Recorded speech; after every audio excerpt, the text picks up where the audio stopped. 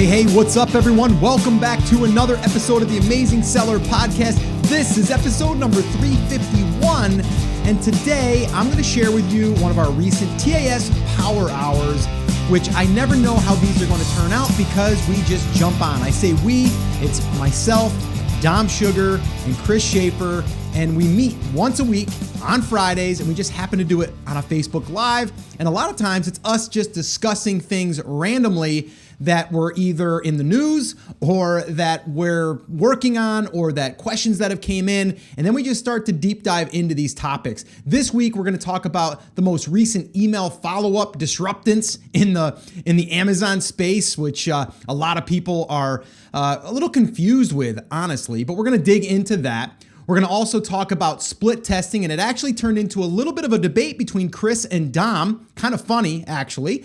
And then we talk about some sponsored product ad stuff, some pay-per-click as far as, just how to use it properly, but then also when is the right time to use it, what to look for, what data to collect, and all of that stuff. We also talk about patents and trademark infringements, and a bunch of other random discussions that were also inspired by a lot of the Facebook Live listeners and viewers because we asked questions there. Now, you're going to get most of what we talked about here. I really did just try to give you the meat of it, but if you want to see the entire broadcast, I'm going to embed it into this blog post for this episode, and you can find that by heading over to theamazingseller.com/351, and you can get the show notes there, the transcripts, and you can also see the video embedded inside of that blog post if you want to see us on camera with all of the shenanigans that are happening and the heated debate by Chris and Dom. Ooh, can't wait for you to see that one. Really kind of funny. So really excited to share this with you. Like I say, I never know where these are going to go, and this one here I think is packed with a lot of really great discussion and things that you can take away and decide to either use or not to use, and really custom tailor it to your business and where you are in this journey. I did want to remind you, if you want to attend one of our Facebook Lives that we do on Fridays, generally we've been doing them on Fridays at 2 p.m. Eastern Time. So definitely make sure that you're around the page or on the page at that time or in the group. We do post it on the fan page and in the TAS group. So if you want to get alerted of these, you're definitely going to want to be on Facebook at that time on Fridays, and that's at 2 p.m. Eastern Time. If you have any questions, that's the time to get them answered. Like, hear that snap? Like right on the fly. Like we answer them live, and you can actually listen to some of the questions that we answered on this one that I'm going to share with you today. So, with all that being said, let's get to it. Let me turn it over to the TAS Power Hour that we did. I did want to say also that the audio a lot of times isn't the best because we're coming off of a Facebook Live. I still think it's pretty decent, but it's not this quality here. But I think that you guys have gotten value in the past, and that's why I continue to add these when I think that there's a good episode that is relevant and then also is going to benefit you the most. And a lot of times you can kind of handpick what you want to use or listen to, and that's why I want to give you guys access to these on the podcast, because sometimes you just might not be on Facebook and you'll miss it, and I don't want you to miss it. All right, so let's go ahead and jump into this Power Hour, this TAS Power Hour with my good friends Dom Sugar and Chris Schaefer.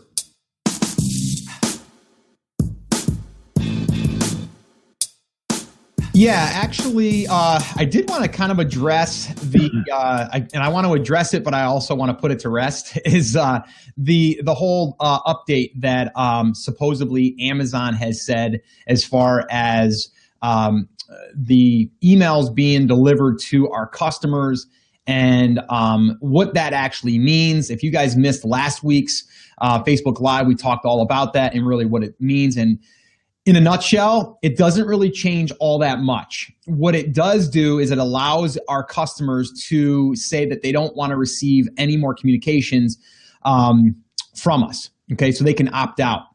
It's no different than it is if you sign up for my emails. There's going to be an unsubscribe thing on the bottom. Like that's like a canned spam kind of thing that they have to enforce. Amazon has never had that really there. Now they're allowing you to opt out of emails.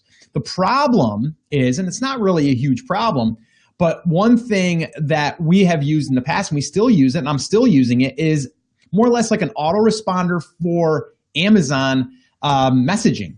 So let's just say, for example, I send something out to a customer after they purchase. I can automate that. I use a tool called SalesBacker. There's another one out there called Feedback Genius, and there's a few others. But the thing is right now their API, and the API, for those of you guys that don't know what that means, it basically just means that that's the connection that they're using to be able to communicate. Okay.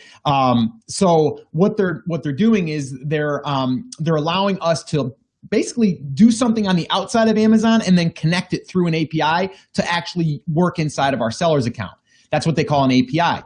Their API has not been updated yet to allow us to put people on a certain blacklist or a list of not being able to communicate with. So Amazon has said in their communications with people like SalesBacker or Feedback Genius or just in their terms of services, they're still going to allow you to send those emails. They're not going to make it where you can't send emails. They're aware that the API is not communicating. So in the meantime, it's going to be okay. But SalesBacker and Feedback Genius, I believe, they have like a workaround that you can start building your own little blacklist or your own list that you're not going to be sending to. Chris, do you know exactly how that's working right now? Yeah, so both of them just have a blacklist feature, and it existed previous to this, where if somebody asked to be unsubscribed manually, you could just blacklist them. Yeah. So that's all that you're going to have to do, right now. And Amazon is aware. And one of the greatest things I saw was a screenshot of somebody's communication with Seller Central about this, and it was basically like, yeah, we know that thing doesn't exist, and so I wouldn't worry too much about it, right? Because it's just like, we know that it's not there, and it's going to be. So in the meantime, just keep calm and carry on. So that's kind of been the reaction that we've had as well. Yeah. So that's really it in a nutshell. I just wanted to address that, and I wanted to let people know, like, it's not a huge deal. Now, if they had said and came out with, we no longer are, we're no longer going to allow you to connect with, your customer, that would have been bigger news. Okay. That's not what we're saying. Okay. Or that's not what they're saying. They're saying that they're going to allow your customers to raise their hand and say, don't send me any more messages. And really the way that I would look at this is like, if you're hitting your customers over the head with emails, shame on you. You shouldn't be doing that. You should be sending them useful, helpful information, or at least making sure that they're getting what they signed up to get. Meaning, did they get the product on time? Did they have any issues with the product? Do they have any questions? Give them a way for them to show how they're using your product, or show them other people that have used your product. Like, just get them more connected with your brand if you have a product that lends itself to that.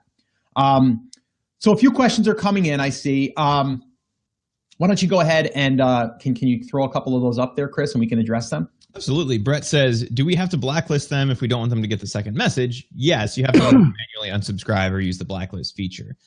Eventually, like Scott was saying, Amazon is going to be rolling out a field inside of their API that both SalesBacker and Feedback Genius and some of the other solutions that do emails like Cash Cow Pro use, so that you won't even be sending that first email. But I would be blacklisting them unless you're getting hundreds a day at this point. Mm-hmm. I would at least put in a good faith effort to blacklist those people. Yep. Really quickly, on Periscope, I got to address my Periscope peeps. Someone was just asking how you can connect over to Facebook Live. Just go to theamazingseller.com/F as in Frank, B as in boy, and that'll take you to the TAS page, the main Facebook page, and it should be pinned at the top. Chris, is it pinned currently? It is pinned to the top of the group, yes. Okay, so the top of the group. If you're on your mobile, you have to expose the pin. It's weird why they do that. Pin. You have to say show pin. If you're on desktop, it should automatically be there.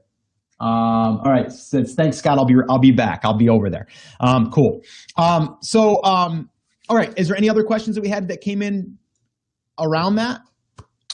No, but we do have a whole bunch of people. GC and Gino both said, Dom, you're looking great, man. You look like another person. Huge props. It looks like you're using weight. GC says, totally agree. Dom looks fantastic.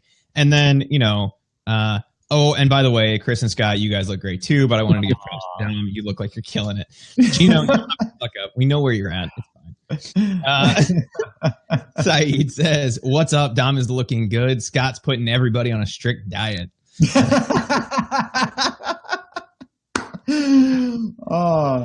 There's some truth to that actually, but anyway, let's move on. That's awesome though, Dom. That's good stuff. People are seeing that you're starting to reshape, which is pretty awesome. How's that feel, Dom? It feels a lot lighter, that's for sure. Now physically, I'm feeling good. It's good. I mean, I'm fighting a cold again. I don't know, these winters here never stop. It snowed today again. I mean, it's April and it's snowing. Doesn't make any sense, but yeah, just a change of lifestyle. That's all it is, right? You know. Yeah, makes a difference. We'll definitely be reporting on that soon, but we've got some goals set aside, don't we? We've got some. Gino has an idea. He said you should call it the Amazing Body Podcast.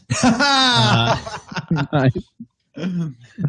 Brett says, what if we don't blacklist them? Is there any threats of suspension from Amazon? No, they're not like directly threatening you with suspension right now, but do the good thing, do the smart thing. Don't put yourself in that situation. Take the 15 minutes today that it's going to take you to blacklist those 10, 15 people that you get that email from. And that's if you're selling hundreds of units a day, right? If you're only selling 10 or 20, you might get one back. In a couple of the brands that we work in, Scott, I've only seen a handful, and we're selling, dozens to hundreds a day in those brands. So it just depends on your audience. But yeah, take the time to do it. Put in the good faith effort. It takes 5 minutes to do the whole batch of them. So just go ahead and do it. And that way you don't have to worry about it if they ever decide to come back and go, you didn't play by the rules when we rolled that thing out, even though we told you it wasn't a big deal. Yeah, Salesbacker just emailed too. I was going to pull up that email, but I'm not going to now. It's you're just going to read it. But basically, they tell you exactly what to do. I'll probably do an update of some kind, whether it's video or even just a blog post, sharing what they're saying to do with their system and their software. But basically, it's just what Chris said. It's just putting them on that blacklist. So this way here, you can start to separate them. One thing I did want to bring up, Chris, that just kind of came to mind as we were talking about that, as far as like just, not just like the changes, but it's kind of like, when we're trying to see, and this is off topic of reviews and stuff like that, but it's more about like, if you're trying to get reviews, then you're trying to obviously up your conversions for the most part, right? I mean, that's what people would say is like, if I'm getting more reviews, I'm trying to get better conversions. I want to ask you a question, both of you guys, because this question was asked to me and I answered it on an Ask Scott session, which should air next week, I think. The question was, currently I have 50 sessions a day, and I want to start testing maybe price or maybe images. How many sessions do I need before I think that I've got enough data? What would you say to that, Chris? What would your thoughts on that be? And that's where I would rely on a tool like Splitly to give me that information. And it comes down to two things from a statistical nerdy standpoint, right? Mm-hmm. Is how confident do you want to be in that change, and what margin of error are you willing to have? Yeah. And so to me, it's going to depend on those two factors. Right. I would like to see hundreds to thousands of sessions before I make that call, because here's the thing you have to keep in mind. It may be statistically relevant at 50 sessions, but it might not be statistically relevant when you get to 100 or 200 sessions. Yeah. That being said, I would let the data take me where the data takes me, right? If I'm hooking up to something like Splitly and Splitly is saying, you change the images and the images made a huge difference, and you see that your conversion rate jumped 5 times, right? You went from 5% to 25%. I'd roll with it and then test it again in 2 months or 3 months and see if that makes a difference. Does that make sense? Yeah, it totally does. Here was my answer in a nutshell, not to go into the entire detail of it, but 50 sessions it's okay. It's 50 sessions, but I would say at least 1,000 sessions you want, and you want those sessions spread out over at least 14 days. So you don't want to just go for like 3 days and then say, oh, I wonder what it is, because Monday might be different than Friday. You have different times of the week that you have more sales or you have more traffic, or different quality of traffic, or different times. I know, Dom, you play around with pay-per-click depending on if it's morning, or night. There's different traffic. There's all of that stuff. So if you're getting 50 sessions a day, that's a good number. I mean, I'd like to see 100, but if you're getting, if you're getting 50, then you just got to wait, right? So wait 14 days at least, and then at least you've let it run for 2 weeks. But you want to be alternating back and forth on those. So this way here, you're not just doing it for 1 week and then switching over and then the other week, because now all of a sudden that, I guess the statistics would say, well, it's not exactly the same because 1 week is different from the next week. So we have to kind of do it every other day for a while, and we have to have enough people seeing it. And it's the same thing like we talk about, like conversions. Like if you can just increase your conversions by 1%, if you get 100 sessions, that's an extra sale. Like just from doing something simple. If you get it to 2% extra on top of, and I think he said he was already converting at like 12%. So if we can get him to 14%, now every 100 sessions, he's getting every 2 days. Yeah. You're getting 2 extra sales. So definitely do that. If you want to do it yourself, Greg Mercer actually had talked about exactly how you would do this, and it's still not going to be as accurate as if you used a tool, but you want to do it at the exact same time, and you want to do it for a full 24 hours. Now, he did create some nice resources if you just go to theamazingseller.com/Splitly, there's actually there's 3 downloads. He actually created a Google calculator that will give you some of that data that you can input, and then it'll tell you that over time if you don't want to use a tool. And then he's got like 2 guides that actually break down A/B testing. So definitely check that out. It's a free resource. And again, I think running Splitly, even if you did it for 30 days, be well worth it. I would give that a shot. But I just wanted to touch on that because I thought that was an interesting question as far as sessions go. And Chris, what does a session mean? Maybe we can kind of address that really quickly for anyone that's brand spanking. Yeah, and that was a question that Brett asked. He said, can we describe sessions? Sessions are a unique person on your listing in whatever the time period it is that you're looking at, right? Yes, so eyeballs. If you're looking at today, it's 30 people, or in this case, 50 people saw the listing. And Scott, just for reference, I ran a really quick A/B significance test. Now, again, it's going to depend on what the difference between those two things is, but at 50 sessions a day, over 30 days, you could get to 99% certainty. Now, again, it's going to depend on what the differences are there, but sure. 50 sessions a day, just from a calculator standpoint, I would want to see that run at least 3 to 4 weeks then. Yep. Just based on that quick math. And I'm sure my college stats professor is having a heart attack because I'm describing statistical significance right now, but it's just one of those things where we need at least 3 to 4 weeks of data at that level. Yeah. Versus something where we could say, okay, we get 20,000 sessions per day. That becomes statistically relevant a lot faster. Does that make sense? Right. But I think that's a good point. So if you had 20,000, you could say, well, I could get my results in a day.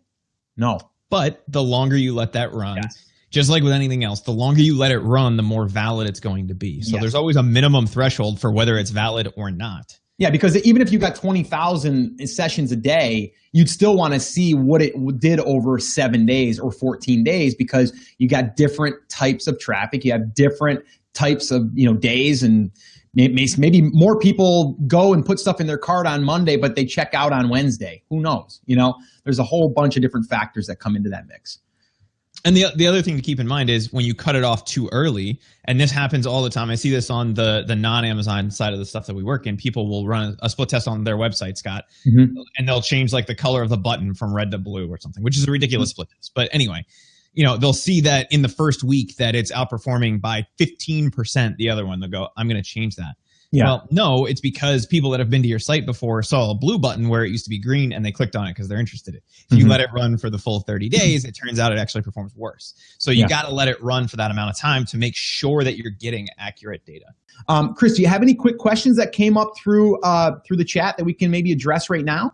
Yeah, Saeed says, I have a question about software that's using BSR and the 999 trick to determine the listing's daily sales. Aren't these data insufficient anymore because some categories limit sales per transaction? So let me start with that. The answer is no. Yeah. The 999 trick, even if you could only get it on 70% of listings to work, it's still going to give you a big enough data set to start to make those inferences. The other thing is something like a Jungle Scout utilizes BSR for that. Now, in the web app, they also do some real-time inventory tracking, I believe, where they're using the 999 trick to calculate all of that. But if you're just looking at BSR, and you have a large enough data set, like Jungle Scout has years worth of BSR data now, they don't need the 999 trick to understand where that falls on the curve of sales. Does that make sense, guys? Yeah, totally. And that's one of the reasons that I am a Jungle Scout fan, because they're using their algorithm based on the data they've gathered, not just over, what is it right now, but what has this BSR meant over the last year, 2 years, 3 years, consistently. And that data just gets more and more accurate over time. Dave says, how long would you leave a listing without sales before using ads to drive traffic? Or would you launch ads immediately? Dom, what are your thoughts on that? Well, I think you don't do any ads at all. You would let it run forever. I mean, that's what you're here for. No, of course. I mean, I was like, no, that's not the Dom that I know. He's got pay-per-click running before the listing's even live if he could. Listen, I'm doing pay-per-click right now on Retail ARB. No, I'm not even doing that. But this is the only way you can survive pretty much with, especially if you're in a competitive market now. If you don't want to do giveaways, but forget about the competitive market right now, Don. I mean, we've got a product that just recently launched. You know it very well. And you just did pay-per-click. You didn't do any really giveaways. We had no reviews, and you started running it, and it's selling out every time. We haven't not given out a product in a year now since the change. What is that? 8 months. Not one. Not even friends, family, nothing. It's all been PPC and low entry point. That's just, and it's working. I've worked with lots of people. If it was just our stuff working, and then I'd say, okay, maybe we fluked out because we know how to pick products. But there's a lot of people that I've helped with, same thing. The low entry point. Again, it doesn't work if you're in a competitive market because you're going to have to spend lots of money on PPC. You're going to get clicked a million times at $1. So yeah, you have to put PPC on right away. It's just a way. You're never going to get, like, how are you going to get to the first page? That's the only way you can get to the first page, is by having your PPC. So yeah, for sure. It's integral. The days of waiting, I don't think you have to wait anymore. If you got a good product and if you did your research and that's the same thing when you run out of stock. It's exactly the same thing. If you run out of stock, you're going to have to fight your way back. Obviously, your ranking is going to move up a lot quicker, but you'll need to do PPC and then figure out where you're comfortable with that, how much you want to wait until you get to break even or just a little bit of loss. And then, every day, trigger it down. I mean, for me, that's more essential than, I know you guys just talked about sessions and nobody asked my opinion, which is fine because I really don't have an opinion on it because I don't have time to worry about those. If you have one product, you can worry about sessions. For those guys out there that have 20, 30, 40 products, you don't have time to look at every one and see how many sessions so you can get 1% more sales. Just keep releasing new products. That's an idea. You'll get lots of sales that way. I'm going to violently disagree with you. Of course you are. Of course you are. And it comes from the data nerd side of me. Yeah. Because here's the thing. If you take 5 minutes to talk to your graphics guy and say, make me a different image for this. Sure. Right. Or you have, your whoever writes the copy for your listings, write an alternate title. That 1% change over 100 sessions is an additional sale a day on that unit. Yeah, that doesn't seem like a lot until you remember that you have 50 SKUs where you can take that lesson that you learned and test it on those and see if your sales go up. So now you're talking 50 extra sales a day. Is 50 extra sales a day worth the 5 minutes it takes to set up that test and let it run? If I had somebody doing it for me, yes. For me to do it manually or my team right now, no. We should concentrate on releasing, working on PPC, getting that algorithm going. Again. So when you release a new product, you're shooting to get 50. Let's say you have 50 SKUs right now. You know that when you release that new product, you're going to get 50 SKU or 50 additional sales a day.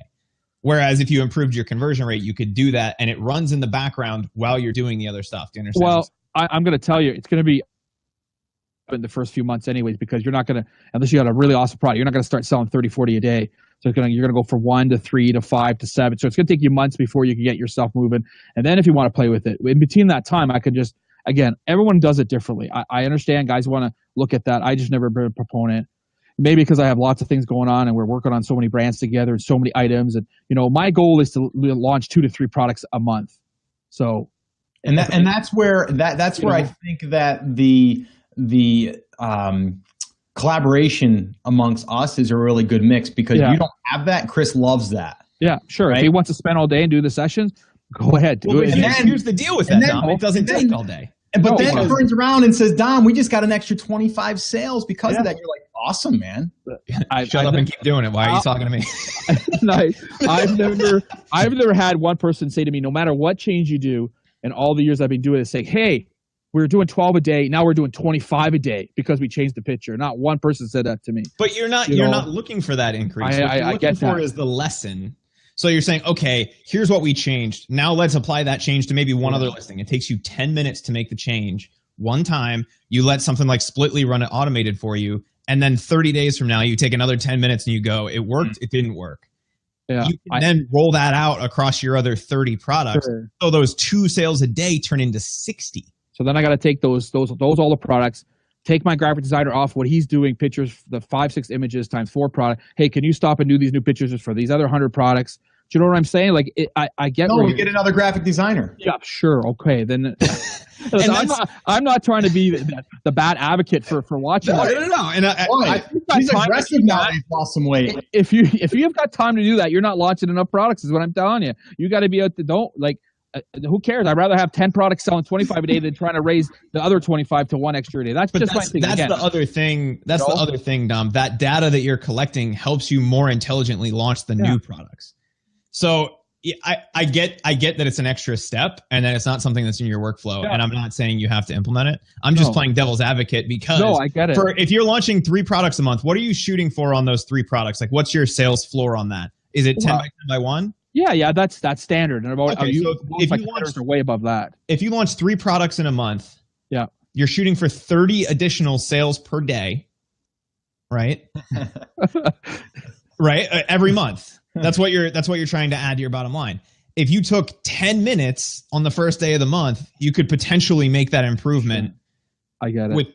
With no other additional work. You got to do those 3 products take you to 60 new sales that month. And go back and look for new keywords. Go back and do funnels so you can get people on a list. Go back and get. But all of that stuff, return. You know what I'm saying? Like, it's endless. You could just do all of that other stuff is a ton more work, and yet that will add exponentially.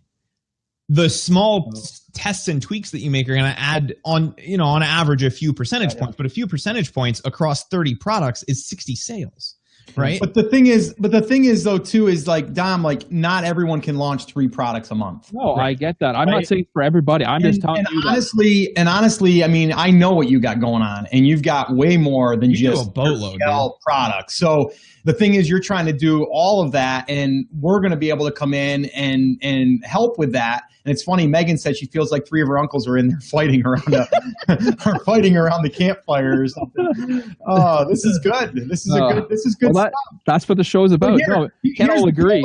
This is how we would be if you weren't even listening right now. This is the beauty of it, right? Is Dom's gonna be Dom. He's gonna be aggressive. We're gonna try to hone him in. Chris and I are usually pretty much on the same page, not always. But yeah, we're gonna have to team up on Dom and hold him down and say, listen, how about this? We'll get the extra sales and then we'll let you know what we did. Yeah, and you don't have to worry about it. And that's where I'm at. That's a good deal, right? Yeah, sure. It's the same thing. That's a good deal. That's why I'm working with you guys. Exactly. You want to take the stuff and you want to do all the funnels for our brand? Go ahead. Yep. I don't have time to do it. I don't even know how to connect them yet. It doesn't matter how many TAS meetups I go to. I've known the basics, but I haven't. You guys do it. That's your thing. Yep.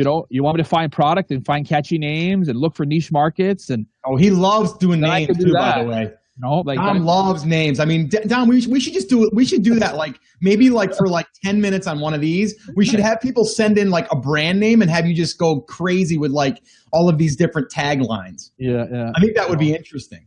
No, I mean, Chris, I'm not dead. I'm not, I don't want to take away from anything. You're right. It's definitely an implement. I just think when you have 1 product to 2, I know what you're saying. Grant, when you have 60 products, 100 products, it's even better.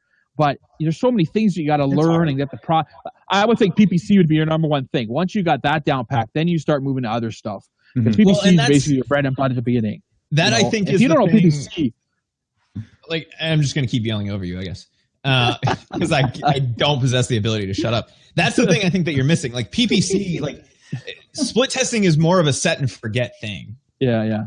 And I hate to say that because you do have to look at the data, right? Yeah. But PPC, you're going to be tuning a little more, unless you're getting hundreds of sessions a day. You're going to be tuning that a little more, and it takes more work because you're not just saying it works or it didn't. You're doing that 1,000 times over 1,000 different search terms, right? With a split test, you're saying yes or no, and it's 1 listing, 1 test at a time, right? So you're just it worked, awesome. Now I'm going to do this on the other 30, and we'll add So- 30 sales a day to the bottom line. So my thing to you, Chris, is, and so when we launch a product, should we already have 2 pictures ready and 2 titles ready so we can just intertwine them? Is that a good strategy? Technically, Or- yeah, that would be a great strategy because why the graphic designer's there, Chris? I think that's a great idea. And that's what I was going to say. I was going to say, you don't necessarily need to set the split test up from the beginning. No. But you can get, when you have your person create the listing, have them write 2 different sets of bullet points. Have them write 2 different titles. Get 2 different versions of the images. Yeah. And then you're not adding, Dom, then you aren't adding time, as you're doing those tests. It's just, here's the other version that we want to try. So once you set up and you get that baseline, which with what you think is going to be the best, then you can test against it. But honestly, the main things that you're going to be testing is image and title and price. Yeah. Like that's really all you're going to really be. Bullets, I would say the only thing I would test with bullets is the main thing on the first 2 versus having 2 other different things on the top of there, because that's really as far as people are going to read, right? Your enhanced content, that's another thing. Maybe you change out 2 different templates, but your main driver is going to be price, higher, lower, and I'm experiencing that still. Since the last Facebook Live that we've had, I still have increased sales with raising my price $2 per unit. Syed says he got his buy box finally. After we talked. Ignite, baby. Yeah, and he says next is Ignite. Guys, if you are at all interested in pay-per-click, you should definitely check out that training that we did. That's all set up and ready to go. So if you guys are at that point, I know someone had posted that they're new and they're thinking about doing pay-per-click. That's a great resource for you. Chris just put it up there, theamazingseller.com/PPC. Definitely check that out. There's a special sponsored product ads Facebook group too, so you can go check that out once you're using that software, that tool. They have a 30-day free trial on that as well. But yeah, so that was fun though. That was a good argument. I like that. I got to get Dom's heart rate up. Yeah. How many calories extra did you just burn, Dom? What are you at right now for your what are you at for your heart rate? 86. I'm at 85. I'm resting at 71, it says. All right. I was probably about 93 by then. It's just a big spike because I'm yelling at you. We don't just focus on the conversation. You're not yelling, Chris. This is what we're here for. If we agreed for everything, then we'd be like, okay, we're not. These guys don't. They're all the same. They're all thinking the same, and that's why we all have different opinions. We've always been in a different. And you grow that way. Stuff. You know. Yeah, I call this yelling. I mean, you've met my business partner Joel, right? My wife's Portuguese. Everything's yelling, right? We have a bumper sticker in our car. I'm Portuguese. I'm not yelling. I'm Portuguese. That's what the bumper car says. Nice. So, what do you mean, buddy? I bring up Joel because that's the level of intensity with which we have every conversation, and it gives people heart attacks. Like people walking by. It's just like, this is just how we talk, and we're trying to get our point across. Ben Fair, changing gears midstream here. He says, Facebook ads, do you use it to drive traffic to your Amazon listings? No, I don't drive traffic straight to my Amazon listings from ads. And there's 2 reasons for that. One, you cannot track it accurately. You can try to give them a promo code in the ad, but if they don't use it, then you can't attribute that sale. It's just a mess. The way that you would use Facebook ads, and we go through the entire thing at theamazingseller.com/build list, is you drive them to a landing page and you capture their email address. That way you can actually track how well a Facebook ad is converting because you know how many emails you got versus how many people clicked. And then you can start to market to that customer. If you drive them to your Amazon account or your Amazon listing from email, then you're not paying to drive them there. If they don't convert right away, no big deal because you have their email and you can communicate with them and try over and over and over again. Does that make sense at a high level, guys? Yeah. Yeah. You're just going to kill your conversion, right? That's the biggest thing. You're going to get 100 people click on you, not buy one thing. This way here, you're intercepting it with qualified leads. Right. At least you're getting them more qualified by having them say, I really do want this, and I'm willing to give you a name and email to send me the code. That's even if you don't get one sale out of that, which is impossible, you'd still get their emails, which is better than going straight through. To get 100 emails, like you said, people would pay $1, $2, $3 before. Now with this system, it's cheap. And The other thing that, to not get too geeky here, because I'm not that technical when it comes to this stuff, but I do know a lot about this, is, and then on that page that you'd be collecting the email address, you'll put a Facebook pixel, and then you'll start building an audience inside of Facebook as a custom audience, and then we can retarget that and do all that fun stuff. So again, not to get too geeky, but you can definitely do it better than just driving them straight to Amazon. You do not want to do that. What you do want to do is get them on that email list and then send everyone, when you're ready, to that listing and say, here's your code, or here's the discount. We're doing a flash sale today. And then you instantly get, 25 sales maybe, or 30 sales or 50 sales or whatever you want. Yeah. 'Cause at that point you can pretty much regulate, by your list. You kind of know how many people are going to do it and all that stuff. And then, like you said, Scott and Chris earlier, like before when we talked, you could also send them to your own stuff, and you could also do some associated stuff. Oh yeah, that doesn't have to, some higher end stuff, and you might not be carrying golf clubs, but you're selling the golf club covers, but you could send them for ping balls or or Callaway golf club. I just bought a set. I bought a cheap set, about $300 for Callaway's, but I still bought a set. But if I was just looking at golf balls and I seen the Callaway, I might have bought through your listing, or maybe you sent me an offer. I don't know. So the affiliation is endless, basically. Chris, what else we got? We got some more questions. I seen a bunch popping in there. A whole bunch to get Lauren Toro. Here, guys. She says, can you guys discuss a little bit about patent infringement when picking a product? Scott talked and hinted about an upcoming podcast on the topic, but I'd like to have some understanding of how this works in PL terms.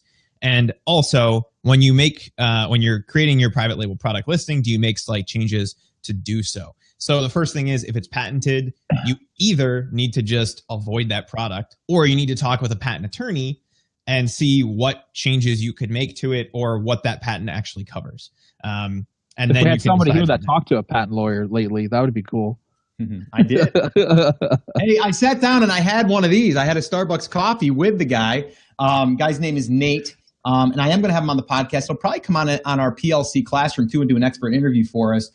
Real nice guy. But here's the deal. There's two different things that we have to think about with patents. Number one is the main thing that a lot of people want to know. It's kind of what Lauren said, is like, is it something that's already patented so I don't violate it? Like, I don't want to get $30,000 worth of inventory and then find out that I'm violating a patent. Like, I do not want to do that. That's the first thing. The simplest way to do this is do a Google search. Just do a Google search for patent on that product, and then from there you can see. We just recently did this, Chris, in the space that we were doing our case study in. And honestly, and we haven't really talked about it, and Dom, I haven't talked to you recently about it, but I'm probably going to stay away from that product now. I mean, they've got a pretty good patent on that one product that we were looking into.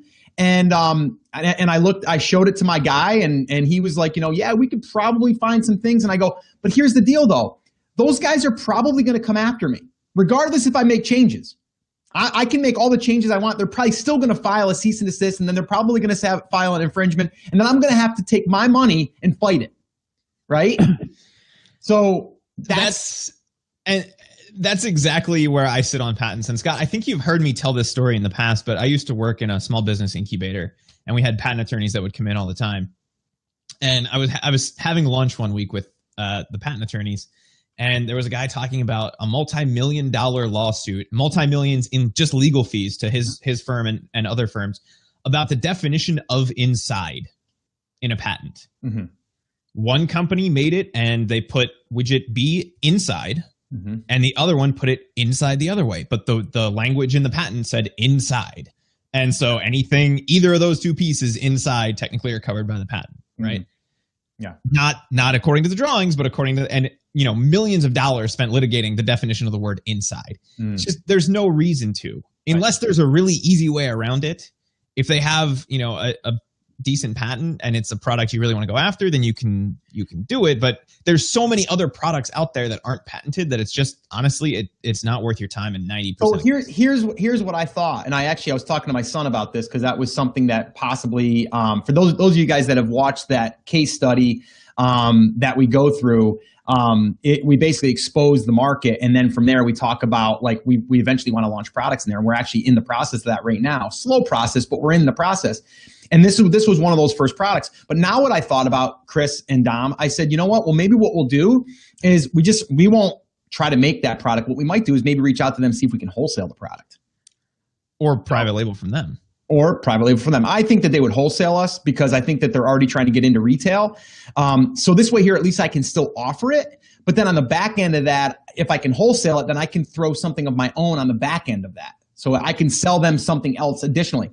The other product that we're looking into, we are going to probably move forward with, and I actually got samples coming. Actually, I ordered some samples this morning, and they're going to be definitely easier. It's not patentable.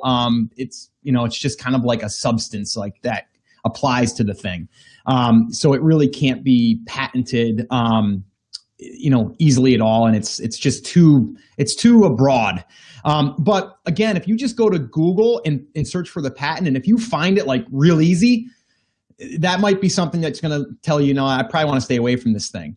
But he did say, the patent attorney that I met with said, if you want to see exactly what the language means in our language, just scroll to the very bottom and it'll say the description of the patent, and it'll tell you the different elements. And there's usually 3 different elements. He said it's usually A plus B plus C.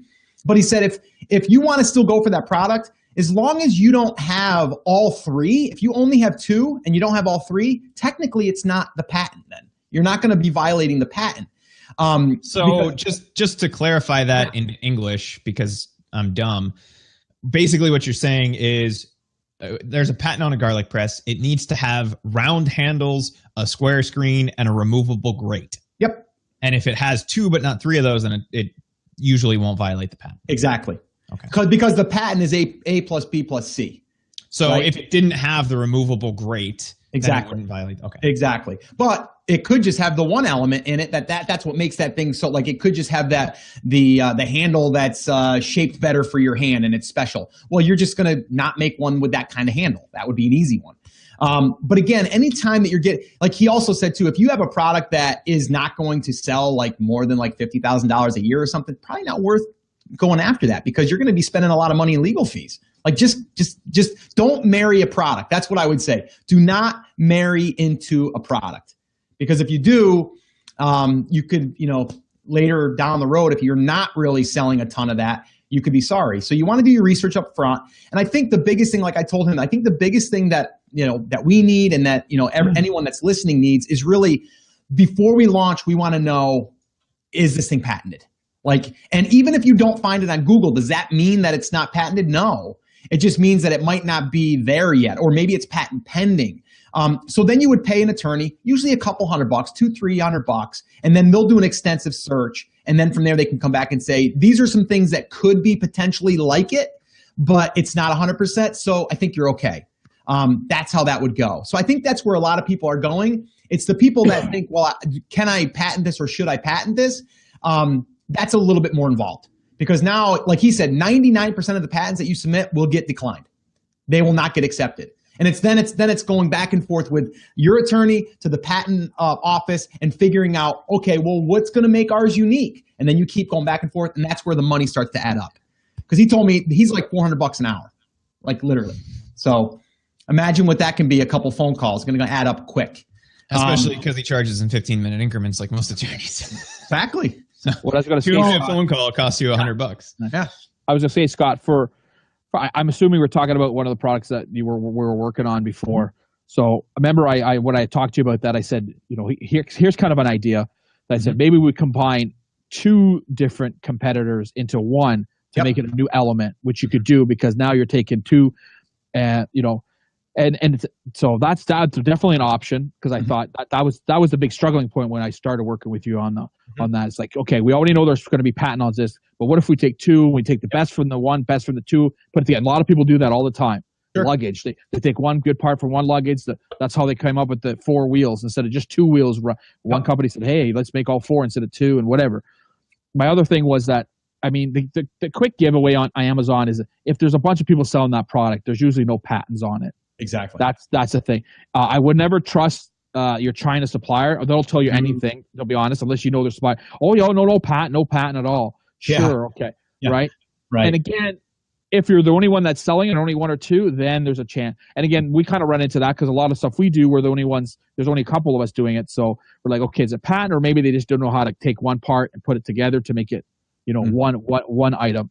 So those are just little tidbits to watch out. But most of the stuff on Amazon, you got to be careful. Obviously, if you want to, and it's a brand that you're going to be copying too, guys. Like, I hear so many people, I got suspended. I mean, your product looks like the Nike swoosh. Yeah. Or it looks like, your product looks like like Shrek's face, or it looks like Mickey Mouse's face. Right. It's not really Mickey Mouse. Yeah, but it's a likeness of Mickey Mouse. Right. You just can't open a McDowell's and have a golden arch. What was that movie? Coming to America? Yeah, Or? McDowell's, right? Yeah. They had one arch instead of two M's. They had one. You can't do that. So a lot of people then you find out, you have to use common sense. Don't. If you're trying to deliberately confuse, then that's where you can definitely get in trouble. And it's called the legal term is called intentional confusion. Yep. That's trademark. That's trademark. Yeah. Yeah. So, anyways, if you're doing a Keurig thing or you're doing a Reebok thing, like any of these type of big companies, don't make it exactly the same. Right. Don't call your washing machine my tag. Yeah. Yeah. Yeah, even your company name, guys. One of our best-selling products, our main competitor got washed out because all they changed was one or two letters in their name, so it sounds exactly like the real product, and that's it. They just got shut down. That's, just like what's his name said in oh man, I can't even remember now. Oh, in The Wedding Singer, we're reaping all the benefits. Right? Actually, there's a good example of that. And I'm not gonna say the name, but if you do a little bit of research, you'll find it. But Dr. Oz has always said that he's never put his name on a supplement ever, and he never will. Okay. Now he's recommended some different ingredients or this, that, and the other thing, but he never. And there's people out there using Oz in their name. Oh. And I'm telling, and they're killing it. But man, oh man, I mean, there's gonna come a time that. Yep. You got to watch all that. We got one of our good friends that we met. We talk about, he had a company with the word Intel in his company name. They were after him every day, cease and desist. Just Intel. Who would have known? But that's called a federal trademark. They own the word Intel, just like the word. I'm going to say it, cozy. Those things that you put on beer bottles. All these companies, they own 3-Peat, which is owned by Phil Jackson. We've talked about it before, back to back. He owns everything. Johnny Football, all this type of stuff. They're federal trademarks, not just a trademark. So you can't use them in anything. So, you have to search your name and don't try to be picky, exactly what a stay tag or, you're selling something for a Maytag or, a Keurig and you're selling stuff for Keurigs. You're going to get cease and desist, right away. The K is silent. Hey, Dom, I got a question. I got a question for you. It came in for an Ask Scott session. I answered it. I didn't even answer it. I just gave my opinion. Yeah. What's your thoughts on this? Someone was trying to get Ungated. Okay. They did everything properly, except they might not have split the invoices into 3 invoices up front, and then they requested it. So then they did it later, and then it kind of brought a red flag to their trying to get Ungated. So his thought was, if I just go and try to do a different product now and start over, but with a different product, and then I get Ungated, can I now launch that product that I was trying to get Ungated before? Yeah, well, this is what it works. Chris has already said, you're getting Ungated for the category, not your product in necessity. But I will let you know, they've really cracked down on, I like the hands here, the Italian style here. If you get Ungated for a product, you better make sure that you list that product. Even if you don't plan on selling it, just put 1 or 2.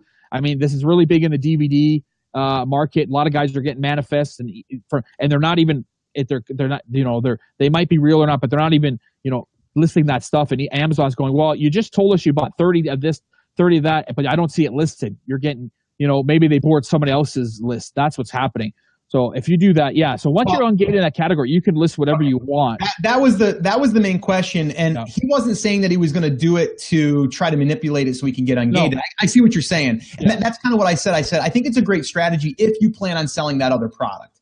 Yeah. But if you're just doing it as a way to get Ungated, you better make sure that you're doing that, and then you're going to sell that product. But then also the product that you're trying to get in is legitimately supposed to be in that category. Yeah, because they know they have all your cases there. It's not like it's hidden. Exactly. it's not like a 7-year record or, comes off your driver's license 7 years or you got bad credit. It's going to be there forever. They'll just go back and see that you open it. Yeah, if you're going to release that product, you better launch that item. So what he was thinking was there was a product that he was going to launch like later, and he could get a test order done in the States. He was going to do that and then do the split of the invoices and all that stuff. And he thought that would be an easier way to get Ungated rather than keep trying to battle with this one. And then once he gets Ungated, then he can launch the product. No, I mean, I've never heard anybody. I mean, I've heard lots of people, even at work, that got, wouldn't get accepted because they had sent one receipt and they just had to put the next 3. Another option would be to just go rebuy that stuff again and do 2-3 more receipts. Buy one day, 30 units, go back a week later, buy another 30 units, and then do that. I think the problem too, though, Dom, I think that the problem too, which I haven't heard of this before, he said that they were having a tough time validating the address of the factory, even though he's seen that the factory was legit. It's been, been there for like 15 years. Got nothing to do with that. They have a list. They have a list that they go by, and that's it. If it's not on that list, they say no. So if you buy your toys from a liquidation store, they don't care. They need to know that you got it from Mattel, Hasbro, or a distributor of their stuff. And they have a list. Nobody knows what the list is. The only thing that I've been told, even by a couple guys, is go by the ASD.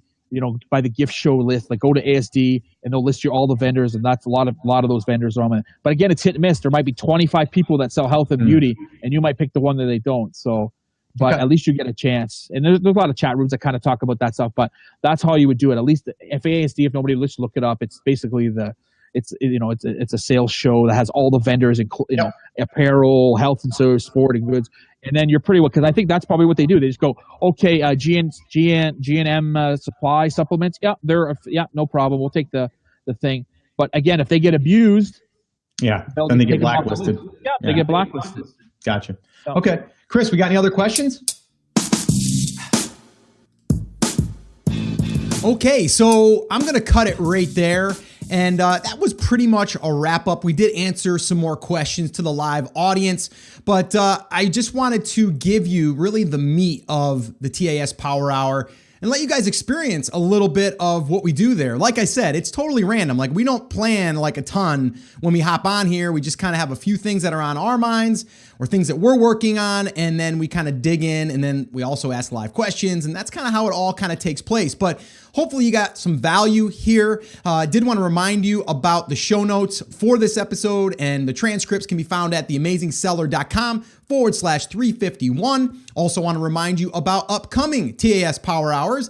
Those are on Fridays at 2 p.m. Eastern Time. So definitely make sure that you're part of our Facebook community over at theamazingseller.com/F as in Frank, B as in boy, and enjoy that resource over there in that community, because it's awesome. I mean, the people inside of that TAS community are always helping each other and constantly learning and sharing and all of that good stuff. So definitely get yourself connected there. Not to mention, you'll be notified of our updates as far as our Facebook Lives or any live events that we do, unofficial meetups, all of that stuff can be found there as well. And I did want to remind you guys, if you're brand new to the podcast and you haven't subscribed yet, so you don't miss any of these, any updates that we do here, which we publish Monday, Wednesday, and Friday. So this way here, you can make sure that everything is delivered right to your phone. Well, definitely make sure you subscribe to the Amazing Seller podcast, and then also share it with anyone that you think that would get value from it. That would mean a lot, and that would be really, really awesome. All right, guys, so that's going to wrap it up. I did want to remind you, though, if you wanted to check out the video of us goofballs on our Facebook Live of this particular one, just go to the show notes and you'll find that it's embedded inside of that blog post. And there is some other questions that we answered at the end. If you wanted to listen to those are there as well. All right, guys, so remember, as always, I'm here for you, I believe in you, and I'm rooting for you. But you have to, come on, say it with me, say it loud, say it proud, take action. Have an awesome, amazing day, and I'll see you right back here on the next episode. Now, let's go ahead and listen to that funky beat one more time. I don't know, I really like this beat. You guys like this beat? This is pretty cool. All right, see you guys.